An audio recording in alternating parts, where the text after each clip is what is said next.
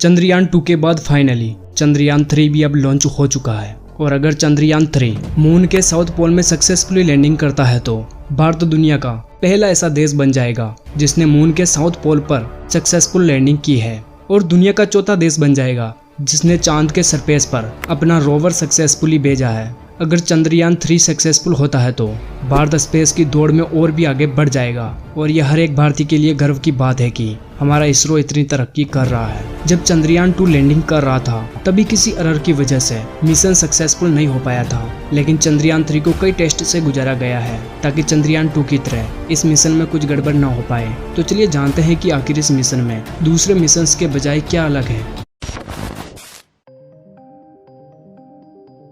जब चंद्रयान 2 लॉन्च हुआ था तो कहा जा रहा था कि इसका बजट एक हॉलीवुड फिल्म से भी कम है, लेकिन चंद्रयान 3 की बात करें तो उसका बजट चंद्रयान 2 से भी लगभग 30% कम है। जी हाँ, चंद्रयान 2 में लगभग 978 करोड़ रुपए लगे थे। इसमें lander rover navigation system, orbiter ground support network को मिलाकर 603 करोड़ रुपए लगे थे, और जियो स्टेशन सैटेलाइट लॉन्च व्हीकल की कीमत 375 करोड़ रुपए आई थी। इन सबको मिलाकर चंद्रयान 2 की कीमत 978 करोड़ रुपए थे, लेकिन चंद्रयान 3 चंद्रयान 2 से भी कम कीमत में था। तो सवाल उठता है कि चंद्रयान 3 चंद्रयान 2 से इतना सस्ता कैसे पड़ा। देखो, जब चंद्रयान 2 लॉन्च हुआ था तो उसमें 3 हिस्से थे, ऑर्बिटर, रोवर और लैंडर, जिसमें से ऑर्बिटर है अपना काम सक्सेसफुली किया है, जिस वजह से ऑर्बिटर की जरूरत भी नहीं पड़ी, और उसी ऑर्बिटर को काम में लिया जाएगा, जिस वजह से ऑर्बिटर का खर्चा भी बच गया।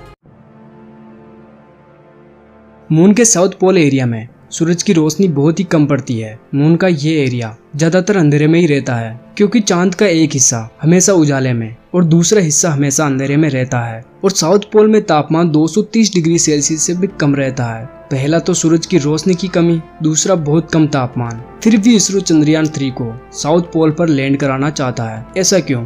देखो, मून का साउथ पोल जहां आज तक कोई भी नहीं पहुंच पाया है। अगर भारत का चंद्रयान 3 का लैंडर सफलतापूर्वक चांद के साउथ पोल पर लैंड करता है तो हम दुनिया के पहले ऐसे देश बन जाएंगे जिसने ये अचीवमेंट हासिल की होगी। साथ ही भारत चौथा ऐसा देश बन जाएगा जिसने चांद की सतह पर अपना लैंडर उतारा होगा। चांद पर अब तक अमेरिका, रूस, चीन ही सक्सेसफुल लैंडिंग कर पाए हैं। इसरो ने साल 2019 में मून के साउथ पोल पर सफल लैंडिंग कराने के लिए लैंडर उतारा था, लेकिन हार्ड लैंडिंग की वजह से हमें सफलता नहीं मिली थी, जिसको देखते हुए भारत ने एक बार फिर से मिशन मून के तहत साउथ पोल पर सॉफ्ट लैंडिंग कराने के लिए चंद्रयान 3 में कई तरह के बदलाव किए।